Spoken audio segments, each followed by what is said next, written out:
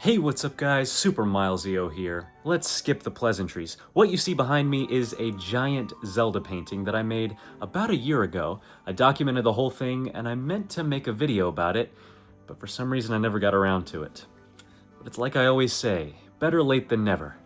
Isn't that right, Mr. Miyamoto? I thought it would be interesting to not only look at the painting itself, but also the process of making it, since it might be interesting to you artists out there, give you an idea of how you could approach something like this. Or not, since I really don't know what I'm doing. And at the end, we'll look at some up-close glamour shots of the painting so you can admire it and leave me some very nice comments down below. Does that sound like a plan? Great. Alright everybody, it's still Super Milesio, unscripted, coming to you live. It's about 2 a.m. and I should be going to bed, but I'm here talking to you. How about that? So, like any great piece of art, this started with an idea, and my idea was basically to create a giant Zelda painting with as many references, Easter eggs, landmarks crammed into it as I possibly could. So first I had to decide on the background that I wanted, and I was thinking I wanted it to be a big grassy plain, and the two best contenders for that, in my mind, are Breath of the Wild and Ocarina of Time. So what do you know, I used a picture from both of those games and I sort of mashed them together. You'll see what I mean when we get to Photoshop. And then I needed a sky, so for the sky I got these three pictures here. The blue one is the main sky that I ended up using. The starry one is for like a Twilight Princess section that I had in mind, and then the purpley one is going to be for Majora's Mask section. Then I started thinking about landmarks that I wanted to be in there, so bigger structures. So Hyrule Castle was a no-brainer, going to put that front and center. I knew I wanted the Great Deku Tree as well. Death Mountain for sure, and I ended up going with the Breath of the Wild version of Death Mountain just because I think it looks cool with the lava spilling off the side. Dueling Peaks, I also wanted that in there somewhere. I thought it would be cool to have Skyloft in the sky, so I got a picture of Skyloft, the moon from Majora's Mask, and the clock tower, and the Tower of the Gods from the Wind Waker as well. Then at the last minute I decided I wanted to cram Zora's Domain in there somewhere too, so I got a picture of that. And guys, from there I pretty much just searched the internet for pictures of any character I could think of from any Zelda game. There were a few that popped out to me immediately, but I kind of thought long and hard about everything I wanted to put here. And most everything I downloaded I ended up putting into the painting. There were a few that didn't make the cut just because I couldn't figure out where to put them, or I just changed my mind about it, but most of them ended up making it. One thing I will note is that I looked for pictures with a transparent background. I couldn't always find that. It just makes extra work for me in post having to remove it myself, but sometimes I did have to do that. Just thought I'd mention that. Other than that, though, I just tried to find the best pose possible that would look relatively photogenic, and I wasn't quite sure where I was going to put everything, but I kind of got a pose that I could sort of imagine what they would be doing in the painting. Alright guys, I think it's about time to go into Photoshop. Alright guys, here we are in Photoshop. The first thing we're going to look at here is the image size, just because I want to show you.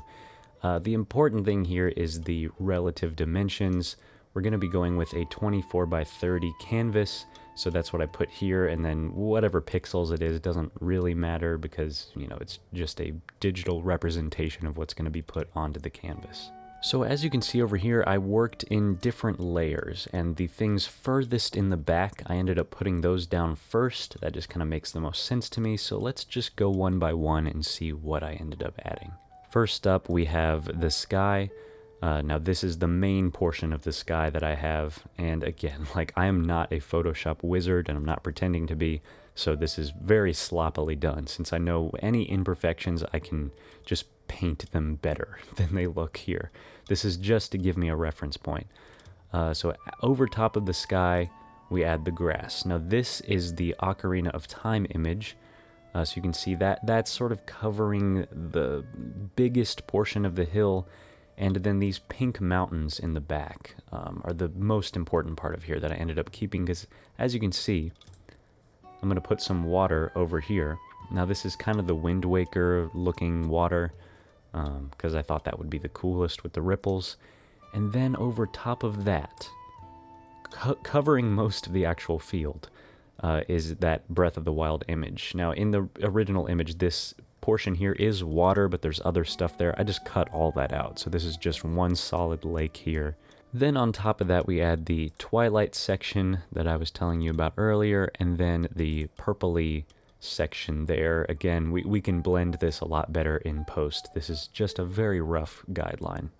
And now I start adding the biggest landmarks and other objects that I wanted in the painting. So this one's a weird one. It's the cliff from Breath of the Wild, but it wasn't big enough, so I had to add it in several pieces, kind of like this. I just sort of cobbled that together, and that's roughly what it's going to look like. We got Link right there, climbing up the cliff. Next up is Death Mountain right there. Again, the Breath of the Wild version with a nice smoke ring, which is not what it looked like in the game, but you know what? That's all right. We got the clock tower roughly right there. Then we have Zora's Domain right there in the corner. I think I had to flip that one vertically or whatever to get it to fit into that corner. And lastly, we have the good old Great Deku Tree right there. So those are the most fundamental elements of this painting, and I went ahead and saved this as its own document just so I wouldn't mess it up, and then I began to add the smaller things in a separate Photoshop thing. Let's open that up. Alright guys, as you can see, there are a lot of items that I decided to add into this painting. I tried to give each of them a name so I could identify them easily. I took some liberties with spelling, but that is alright. So I'm not going to go through each of these individually because it would take too long, so let me just show you a quick time lapse of adding all of these little things into this painting.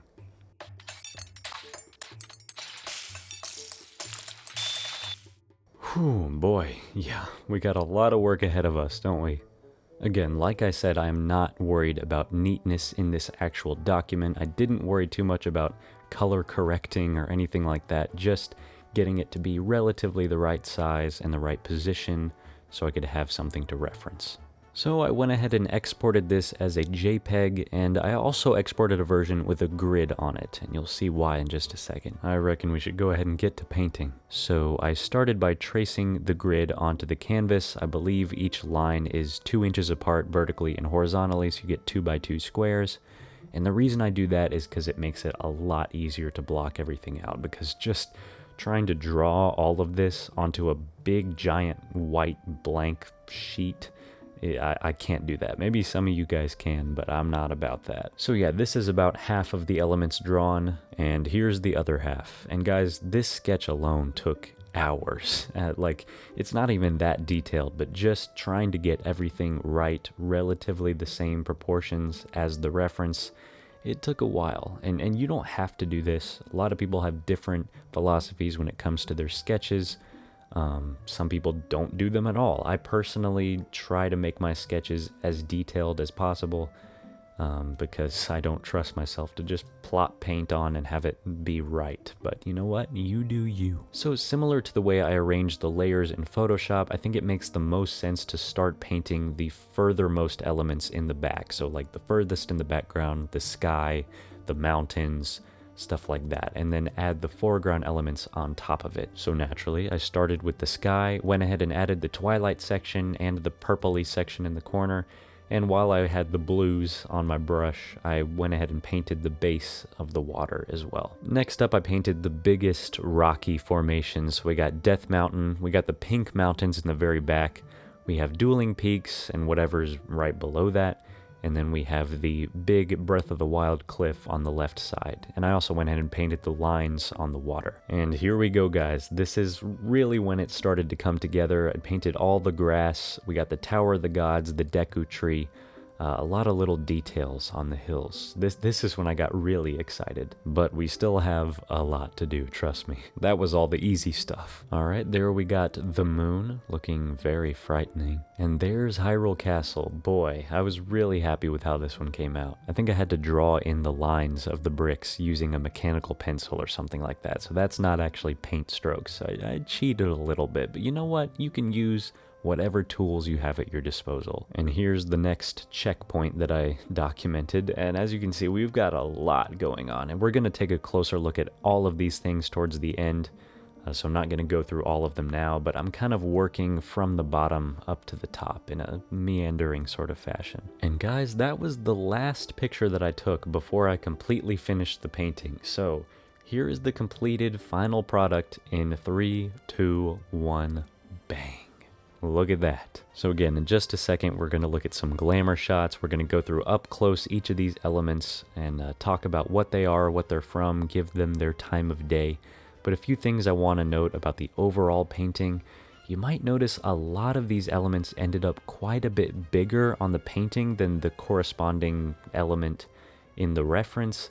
And that's pretty much because I overestimated my ability to paint tiny detailed things. I got to the actual canvas and I was like, what was I thinking? How would I actually do this? And it's hard to know exactly how difficult that's going to be just looking at it on my monitor in a Photoshop document. But then when I started to actually paint it, I was like, there is no chance that I can get this granular. So I had to make some things bigger to compensate for that, which also kind of messes up the scale. I wasn't really trying to paint things to scale because it really doesn't make that much sense. Like, why are the frogs almost as big as the entire ship? It doesn't, you just try not to think too hard about it. Ganondorf, if he's standing right in front of the castle, would be enormous. So just take it with a grain of salt. But yeah, guys, I reckon it's about time to, as they say, enhance and take a look at each of these elements. So let's do it. Starting here, we have the Tower of the Gods. Now, this is from the Wind Waker, of course. Oh, there's a giant spider in my room.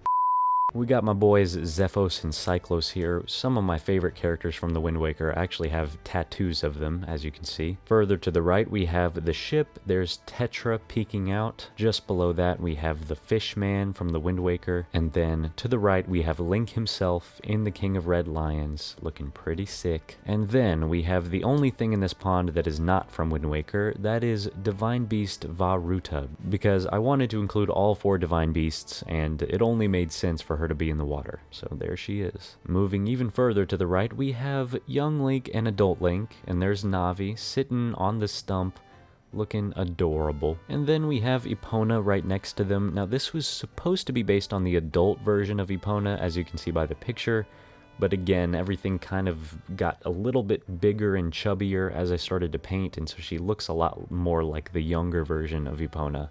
But, you know, she can be whatever you want. Then south of that, we have Zora's Domain and King Dorephan sitting there looking mighty grumpy. Now let's head north a little bit. We got the Clock Tower, and I wanted to put all of the different forms of Link from Majora's Mask around it. So we've got the Goron form, Darmani there. We've got Mikau the Zora.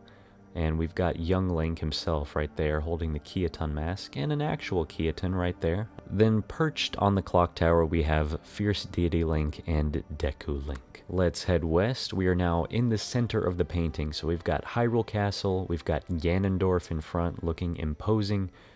We've got the Master Sword right in the center of the painting. Well, not really center south. And then we've got the Guardian right there. Further west, we have the Deku Tree. Look at those gorgeous blends of pink and red and white. I love cherry blossoms. And then we have a little Korok. That is specifically Makar from the Wind Waker, but, you know, he could be any Korok, really. And then we have Breath of the Wild Link crawling up the cliff like Sisyphus. He will never make it to the top. Let's head north from here. We've got Uku and Uku Jr.